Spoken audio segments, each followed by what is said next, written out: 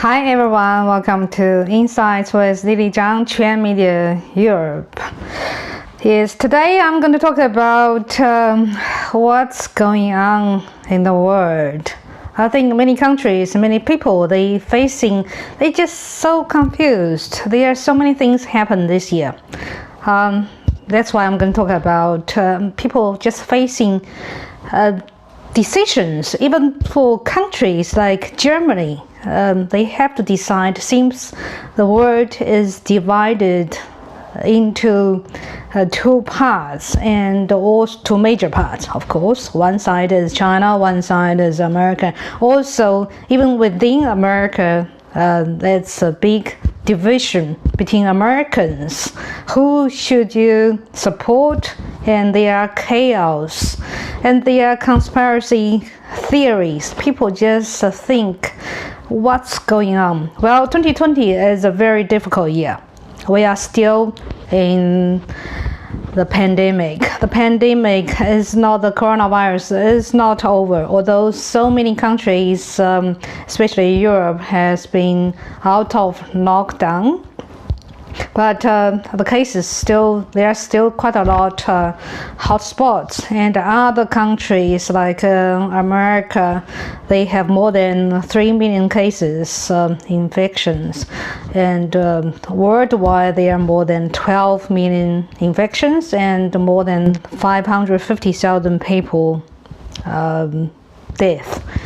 So the pandemic is not over, and other countries like Brazil, and Brazilian president has been tested positive, and Russia, India, Pakistan, Chile, all those, especially in Latin America, become the new epicenter of the pandemic. Basically, America, North America and South America, they're all in bad shape. We are experiencing the new Cold War. So countries, people, we have to choose our side. So that's a very confusing moment. I'm going to go through quite a lot of issues, but my personal fear is we are in the Cold War, the new Cold War. The phase probably not like Cold War in 1960s, but there are so many similarities. Also, is there going to be hot war? It's a possibility. Also, is it possible to have civil wars in America? I think that's possible too. Yeah, so quite a lot threats and uncertainties. That's the most difficult part. Well, I'll call at the moment it's the time of monsters. The old world is dead. The new world is not born yet. So that's the time of monsters. Well, I just feel we probably in that moment. So I'm going to talk about one issue, but most importantly, it's about the leading issues, the conflict between America and China, the historical issues, the current issues, and in future, because that's the major power of the world. Their conflict will draw many conflicts together and will force countries and even people choose sides, because that's the side of good and bad, maybe winner and losers. I just feel in 2020 we might have 3 major waves. We probably already seen 2 major waves, and we're going to see the 3rd wave. First wave, well, I'm calling that waves of crisis. First wave, we already seen that. That's the pandemic. That's the coronavirus pandemic. We've already seen that's from China started, and it's already worldwide pandemic. And this pandemic is going to be ongoing. Many countries under control, like especially in Europe, it's under control, and in Germany, people start wearing masks. But in other countries, still not under control. It's in very bad condition. But we've seen, even in Europe, in Germany, we've seen other hotspots. Just some areas, when people release people out of the lockdown and people start socializing, the pandemic come back, the disease come back. But basically, that's the truth. The disease still there. We're not, the virus is not under control. It's still there. It will happen anytime. And in South America, it's so bad. Maybe that's because of the weather. But seems the weather is not a major factor to control this disease. Like in India, their curve, I've seen the chart, is not flattened yet. It's still on the rising stage. So this virus, basically, it's not under control.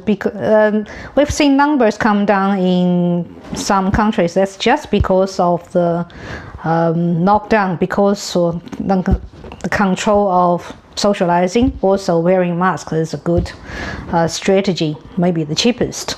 And I've heard in Melbourne, Victoria, Australia, they just back to lockdown again, Victoria states. So that's very upsetting. Yeah, because Australia was in pretty good control, but because of the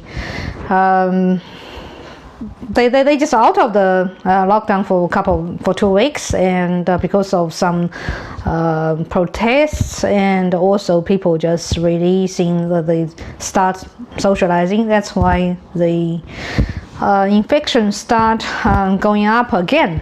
So some people call that second wave, third wave of the pandemic. I would say it's not second or third, it's an ongoing wave. The virus is always there. Without a vaccine, without good treatment, the disease will be with us for a long time. But the vaccine, it's going to be like 12 months. The earliest vaccine, I've seen some research documents, earliest vaccine will be at least 12 months away. And there are some clinical trials in many countries for the vaccine, also clinical trials for treatment drugs like Remdesivir of Gilead, but in Europe. But any good treatment and vaccine going to be take time. So be prepared. The pandemic still here, and anytime when we're losing up the measures, it's going to come back. But the best way is to protect us is restrict contact, wearing mask. Everybody wearing mask is the best way I can think of. So that's the first wave. First wave of crisis I'm talking about. It's ongoing, and this pandemic caused, of course, economic disaster. Yeah, I've already talked so much about the economic crisis, and I call that as depression. Maybe the greatest depression since 1929. We were seeing in America, they are just last week, there are 1.5 million people applying for unemployment benefit. In total, this 6 months, there are 48 million Americans applying for unemployment benefit for the first time. In Europe, situation is not better. An engine of Europe, Germany, is facing difficulty too. Many companies, they are last month there are 170,000 people applying. Those have lost their jobs. In total, compared with the same time last year, more than 570,000 people have lost their jobs. Also including quite a large amount, estimated about Germany will have around 3 million unemployment by the end of this year. So the World Bank already predicted the world's GDP going to shrink 6.6% this year. For United States, the GDP going to shrink 7.3%. Europe 8.6%. China already had negative 6.5% GDP growth. China is in a very disastrous economical condition. People might think, oh, currently they have, of course, Chinese propaganda. They say their economy is getting better, recovering, but that's rubbish. Their Prime Minister Li Keqiang last month just had a speech on the People's Congress conference. He said there are more than 600 million people, Chinese. So monthly income is less than 1,000 RMB. 1,000 RMB equals to less than $200. To 600 million people, see, monthly income is less than $200.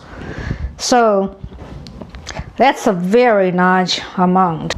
Also, China currently facing a very bad flooding, and we already know Wuhan's province, Hebei province, basically Yangtze River is under tremendous pressure from flooding.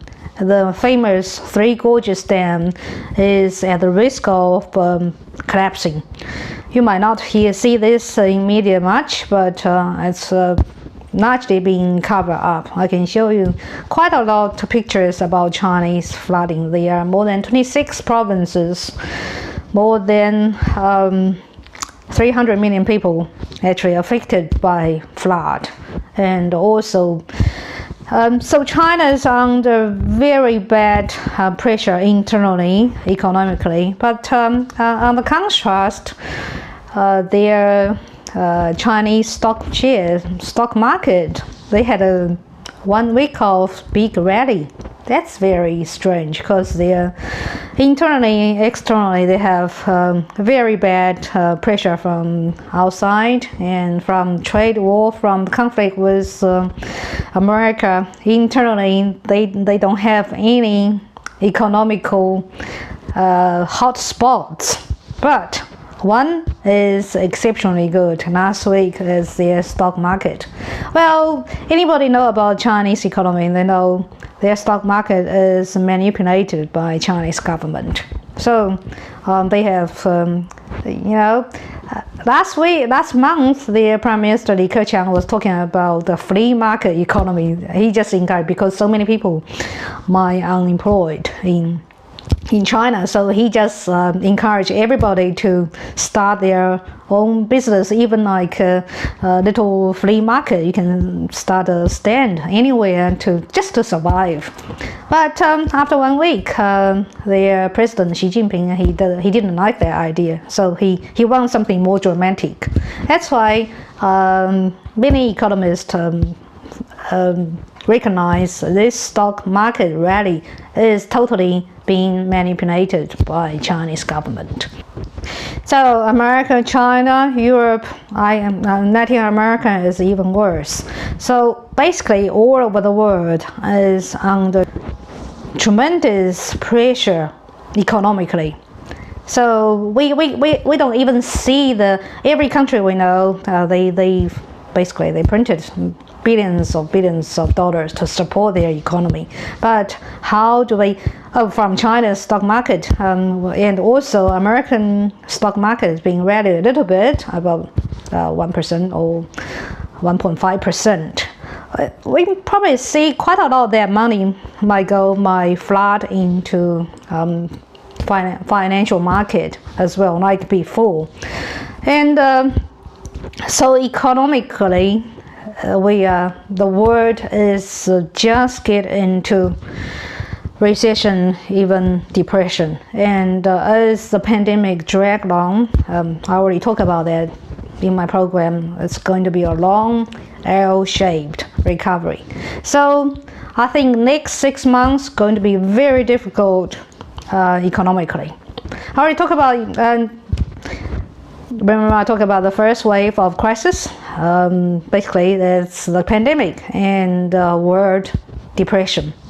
And the second wave of crisis, we've already seen that just last month, most dramatically, we've seen the riots in America. That's the conflict between, I think that's explosion of conflict inside, within America. That's the pressure of the pandemic, pressure of the economic downturn, crisis, and depression. Also, the division between inside American. Of course, that was caused by George Floyd's death. But just check the history of Black Lives Matter.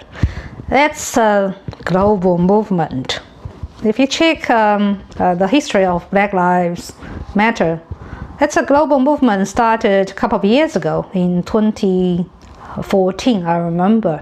So that's a very organized movement. After the Cold War in 1960s, many Western countries, especially America and Europe, think they've already destroyed Soviet Union, that communism. But communism always alive. And after Karl Marx, from this chart we can see some information about how communism just infiltrate Western system. I just briefly talk about this chart because it's quite complicated, but at least give you a brief understanding of the current some movements, so you can link that or have their roots back to Karl Marx, also the communist movement.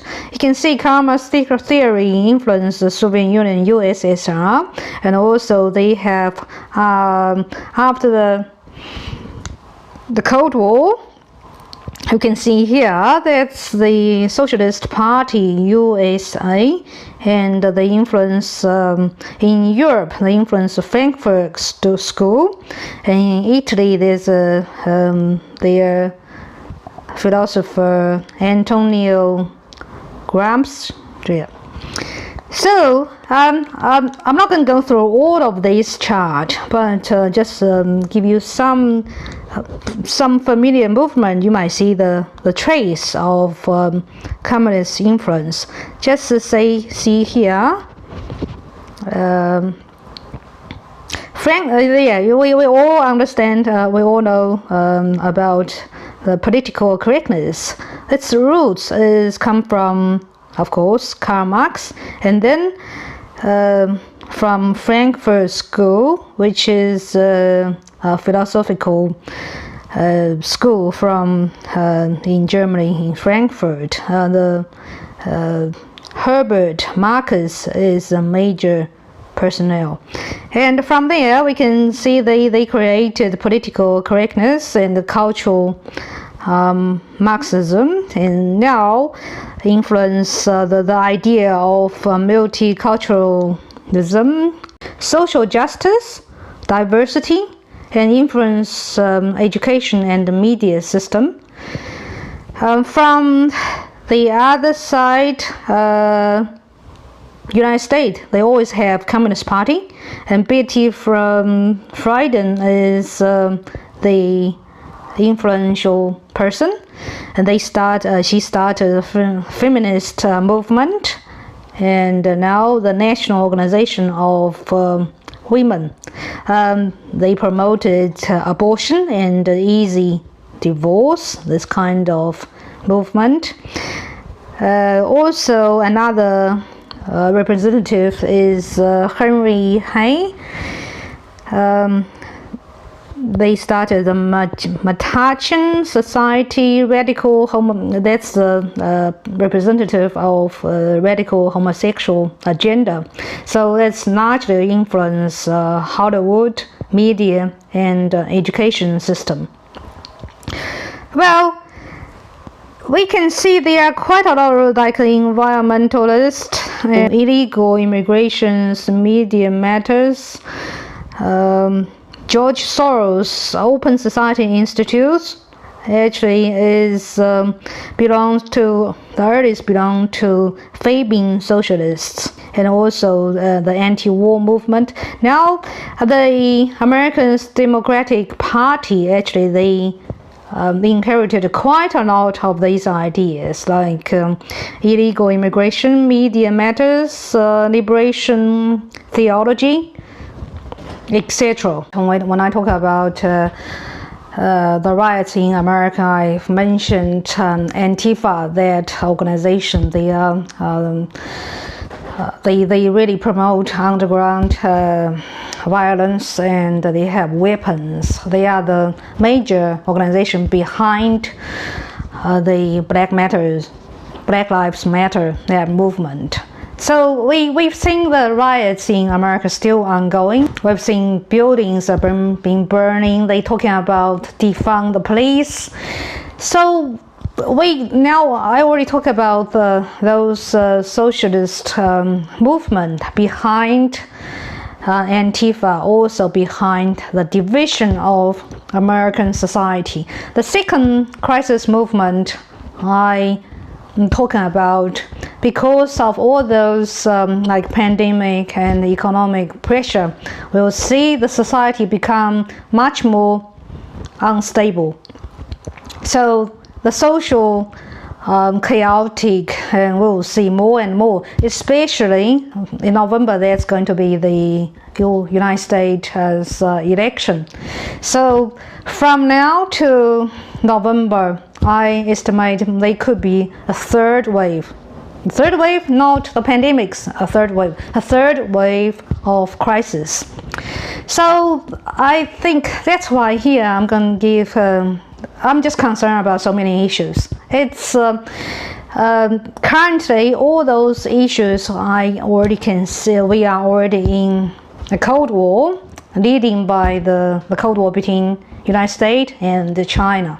The Cold War started not just this year. We've already seen trade war last year, but the deeper issue go back to maybe 40 years. Because from the experience of dealing with Soviet Union, United States thought if China opened up, that was 40 years ago, China opened up its door and China developed its economy. It's becoming more and more open and more free.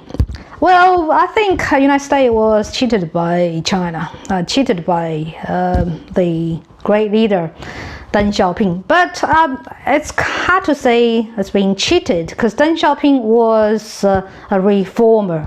After Cultural Revolution, China's at the edge of collapse. So Deng Xiaoping started the internal coup. So almost just turned the country around, started open up and reform. So China had more than 30 years of economic reform, and we can see China join WTO. Also, that's China joined WTO. That's the American strategy, American thought. When China become a member of the free world, join the world, and China's economy developed, then China will become more democratic. But China is different. I've been doing I've been doing program on world history, civilization for a couple of weeks now. From my knowledge, China has been an isolated country for more than 3,000 years. Well, basically, for thousands of years, China has been isolated from the world, from Western world. Its political system, economic system, never been linked with the world closely. And also, China started its communist system in 1949, basically. But when you look at history in a long term, China has been always in dictatorship. China had no democratic gene in its history, in its people. So look at Hong Kong. Yeah, Hong Kong become like a free world. It's under 99 years of British rule, colony. Yeah, and now everybody knows, after the national security law, China implying on Hong Kong basically has lost its freedom and liberty, and everybody going to start be prepared. Like even now, I'm talking about just criticize some. Just very mild criticize about Chinese government about Hong Kong. When I talk about Hong Kong, I don't think I can go to Hong Kong and China freely from now, because the national security law imply on Hong Kong basically forbidden any criticize of Chinese government, of Chinese government's behavior, or you can't criticize the government online. They're going to censor the online platform, Twitter, Facebook, anything you say, they're going to be censored. And they've already set up the Great Wall of, they've already set up the Great Firewall on Hong Kong. Basically, Hong Kong, I already say that Hong Kong is an international financial hub, and the free world, it's already dead. So from this, I think if previous years, if you think China's economic power, they have influence, I've already talked about before, about China's One Belt, One Road. They try to influence the world. Basically, China wants to send out the message saying, hey, look at China, we are so powerful, we are so strong now. It's because of our socialist system. It's not because of democracy, but Chinese government didn't tell you. If they look rich, China had some great achievement economically for the last 40 years, no doubt. But their achievement was supported by the Western world, especially supported by America. They supply China with investment, technology, and all those market. So China ignored that. China think all these achievement is by itself. Also, they started those One Belt, One Road program, just showing other developing countries. See, this is our model, but they didn't tell you. There's a price for Chinese government being so powerful, so rich, because in China there's no pension, there's no free schooling, there's no free medical support. That's why Chinese government, they have huge corruption, and also they can spend lots of money to support other African countries, other developing countries. So after President Xi Jinping's leader, he changed the Chinese leadership to basically dictatorship, so he can be the president forever. And the China's the total strategy internationally has changed. China has an ambition to lead the world. It's going to be the biggest challenger for superpower with United States. That's why United States, they recognize they've made quite a lot of mistake, and they had to admit that when China become richer economically, they become stronger. China doesn't change much. They become more ambitious. They're going to promote communism and promote dictatorship all over the world. And also quite a lot of developing countries, they kind of bought into that model. But this year, the pandemic changed everything. So although it's originated from China, and at the moment we still don't know how that virus come from. I've got my own theories. So this pandemic, but the result is let the world see what's happening in China. Also, China's handling of the cover-up of the at the beginning of the pandemic. Also, China's handling of supply masks and protective gears, also showing China's ambition. So that makes American waking up, make the world waking up. Know what's going on. Americans decided they're going to stop China, just influence the world, stop China stealing Americans' technology investment United States already started their anti-China strategy. They started the Hong Kong human rights law, and so they're going to have a series of anti-China strategies. So the decoupling is started economically, financially, and politically. Well, that's the outside. That's why we see the current Cold War. But what's going to happen in next 6 months? Well, I just concerned about there will be the third wave of crisis. The crisis is going deeper. So some people already worry about is there going to be a civil war in America? Well, if I was Chinese political leader, I think that's the ideal situation I would like to see. First wave in America, America has the worst coronavirus cases, and they already in very bad situation. And the second, America's economy is in bad shape. The unemployment is very high. And third, America's got Black Lives Matters, all sorts of riots. So basically, that would be the best scenario any of Americans' enemy would love to see. That's the civil war of America, and that will be the best strategy for America's enemy use to break America, to break the Western alliance.